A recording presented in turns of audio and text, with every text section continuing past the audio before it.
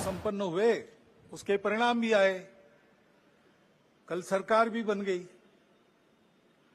ये सब हो गया, लेकिन उसकी चर्चा अभी तक चलती है। स्पर्धा रहती है तो दूसरे को पीछे करने का, स्वयं को आगे बढ़ाने का काम होता ही है, होना ही चाहिए। इस प्रकार ये बातें हुई, जिस प्रकार एक दूसरे को लताड़ना हुआ, इस प्रकार प्रचार के दौरान हमारे करने से समाज में मनमुटाव बढ़ेगा, दो गठ बटेंगे, आपस में शंका संशय उत्पन्न होगा, इसका भी ख्याल नहीं रखा गया। चुनाव लड़ने में भी एक मर्यादा होती है, उस मर्यादा का पालन नहीं हुआ।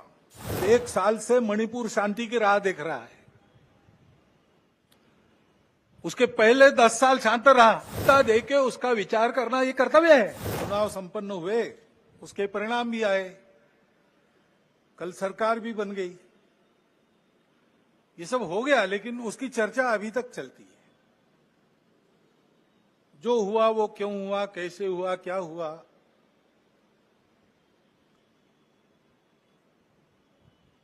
ये अपने देश के प्रजातांत्रिक तंत्र में प्रति 5 वर्ष होने वाली घटना है, होती है, उसके अपने नियम है, डायनेमिक्स है, उसके अनुसार होता है। अपने देश के संचालन के लिए कुछ निर्धारण करने वाला वो प्रसंग है, महत्वपूर्ण है, लेकिन हम चरविचरवन करते रहे, इतना महत्वपूर्ण क्यों है? समाज ने अपना मत दे दिया, उसके अनुसार सब होगा।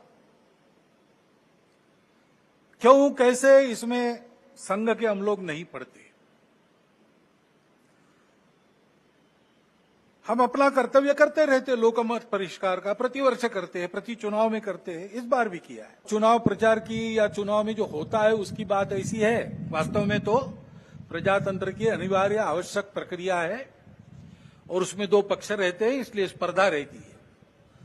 स्पर्धा रहती है तो दूसरे को पीछे करने का, स्वयं को आगे बढ़ाने का काम होता ही है, होना ही चाहिए, परंतु उसमें भी एक मर्यादा है, असत्य का उपयोग नहीं करना। चुने क्यों जा रहे लोग संसद में जाएंगे, बैठकर अपने देश को चलाएंगे, सहमति बनाकर चलाएंगे। हमारे यहां तो परंपरा सहमति बनाकर चलने की है।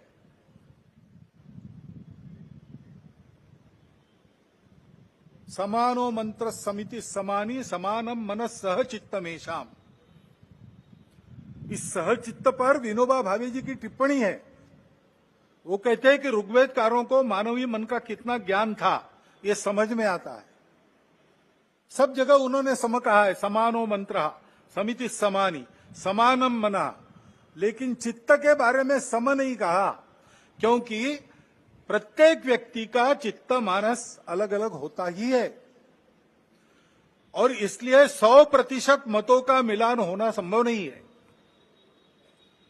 लेकिन जब समाज में लोग अपना चित्त अलग अलग होने के बाद भी हमको साथ ही चलना है ऐसा निश्चय करते हैं, तो सहचित्त बन जाता है। वास्तव में संसद क्यों है और उसमें 2 पक्ष क्यों है? इसलिए है कि दोनों पहलू उजागर हो। किसी भी सिक्के के 2 पहलू रहते हैं, ऐसे किसी भी प्रश्न के 2 पहलू रहते हैं। एक पक्ष एक पहलू का विचार करता है तो दूसरे पक्ष ने दूसरा पहलू उजागर करना है, ताकि जो होना है वो पूर्णतः ठीक हो, सहमति बने, इसलिए संसद बनती है। लेकिन ऐसी सहमति बनना स्पर्धा करके आए लोगों में थोड़ा कठिन भी रहता है, और इसलिए हम बहुमति का आसरा लेते हैं। उसके लिए स्पर्धा चलती है। ये स्पर्धा है, कोई आपस का युद्ध तो है नहीं। जिस प्रकार ये बातें हुई, जिस प्रकार एक दूसरे को लताड़ना हुआ, जिस प्रकार प्रचार के दौरान हमारे करने से समाज में मनमुटाव बढ़ेगा, 2 गठ बटेंगे, आपस में शंका संशय उत्पन्न होगा, इसका भी ख्याल नहीं रखा गया, और विनाकारण संघ जैसे संगठनों को भी उसमें खींचा गया। टेक्नोलॉजी का सहारा करके असत्य बातें परोसी गई, नितांत असत्य। क्या शास्त्र का, विज्ञान का, विद्या का ये उपयोग है? सज्जन विद्या का ये उपयोग नहीं करते।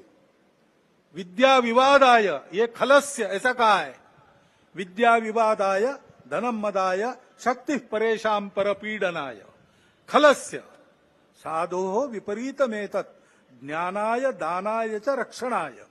विद्या का उपयोग प्रबोधन करने के लिए होता है, लेकिन आधुनिक विद्या टेक्नोलॉजी का उपयोग असत्य परोसने के लिए किया गया। ऐसे से देश कैसे चलेगा भाई? आखिर सबको देश ही चलाना है ना। दो पक्ष है, विरोधी पक्ष कहते हैं, मैं प्रतिपक्ष कहता हूं। वो विरोधी नहीं है, उसको विरोधी मानना भी नहीं चाहिए।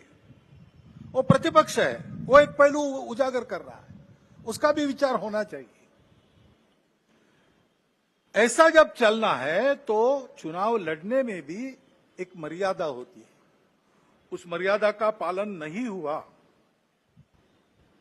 क्योंकि उसका पालन होना इसलिए आवश्यक है कि हमारे देश के सामने चुनौतियां समाप्त नहीं हुई।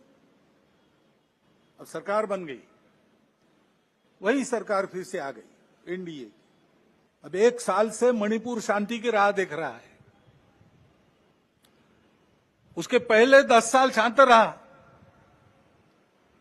पुराना गन कल्चर समाप्त तो हो गया ऐसा लगा, और अचानक जो कलह वहां पर उपज गया या उपजाया गया, उसकी आग में अभी तक जल रहा है, त्राही त्राही कर रहा है। कौन उस पर ध्यान देगा? प्राथमिकता देके उसका विचार करना ये कर्तव्य है।